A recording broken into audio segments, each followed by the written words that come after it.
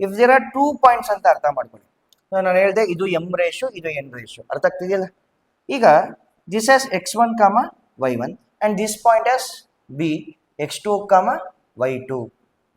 Then what happens? ಇಲ್ಲೊಂದು point ಇದೆ p of x, y. ದೊಡ್ಡದು ನಾನೇನು ತಗೋತೀನಿ, I take it as M ratio.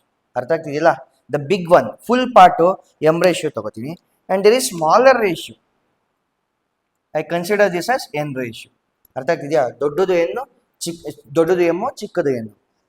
ಈ ರೀತಿ ಬಂದಾಗ what will happen to your equation? ಏನಿಲ್ಲ ಮಕ್ಕಳ, ಸಖತ್ ಸಿಂಪಲ್. ಅಲ್ಲಿ ಪ್ಲಸ್ ಇರುತ್ತೆ, ಇಲ್ಲಿ ಮೈನಸ್ ಬರುತ್ತೆ ಅಷ್ಟೇ. ಯಾಕೆ ಮೈನಸ್ ಬರುತ್ತೆ ಅಂತ ನೀವು ಹೈಯರ್ ಕ್ಲಾಸಸ್ಗೆ ಬಂದಾಗ ಕಲ್ತ್ಕೋತೀರಾ. ಯಾಕೂ ಇಲ್ಲ, ಇಲ್ಲೇ ಅರ್ಥ ಮಾಡ್ಕೊಳ್ಳಿ. ದೊಡ್ಡ ರೇಷು ಎಮ್ ಇದೆ, ಚಿಕ್ಕ ರೇಷು ಏನಿದೆ, ಎರಡನ್ನೂ ಸಪ್ರೇಟ್ ಮಾಡಬೇಕಾಗುತ್ತೆ ಅಷ್ಟೇ. Bigger minus smaller. ಇಲ್ಲಿ ಇದೊಂದು ಎಮ್ ರೇಷು ಇದೆ, ಇದೊಂದು ಎನ್ ರೇಷು ಇದೆ. That is why you are adding it. Okay, the proper explanation I will explain you when I am doing the PUC concept. PUC classes ನಡೆಯುತ್ತೆ. ಯಾವಾಗ ನಾನು JEE ನಾನು start ಮಾಡ್ತೀನಿ ಕ್ಲಾಸಸ್ಸು, ಆ ಕ್ಲಾಸಲ್ಲಿ ನಾನು ನಿಮ್ಗೆ ಹೇಳ್ಕೊಡ್ತೀನಿ. Watch that video also. Okay, ನಾನು ಕೋಆರ್ಡಿನೇಟ್ ಜಾಮೆಟ್ರಿ JEE ಸ್ಟಾರ್ಟ್ ಮಾಡಿದಾಗ ನಾವು this is your foundation. Okay, ಅಷ್ಟೊಂದು ಟೈಮು ಸಿಗೋದಿಲ್ಲ ಮಾಡೋದಕ್ಕೆ. p of x, y ಬಂದಾಗ mx2 minus nx1 divided by m minus n.